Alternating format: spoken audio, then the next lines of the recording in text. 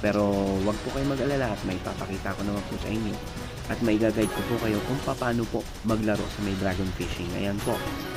So as you can see po, akin pong tinira yung Dragon King, ano. So si Dragon King po, siya po yung pinakamalaki po magbigay dito po.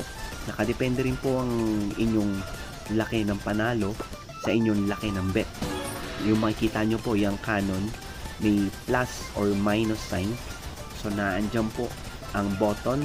Nasa inyo po yan kung paano nyo po i-manage, kung mag increase po ba kayo or magma-minus ng ating bets. So ito pong game na to, no, napakadali lang pong makalitan ng pera dito mga spade, ano, dahil once umangat ka po or umangat yung pera ninyo, nasa inyo na kung gusto nyo mas malaking panalo. Siyempre gagawin nyo, walang iba kundi maghanap nyo po kayo ng bet, di ba po?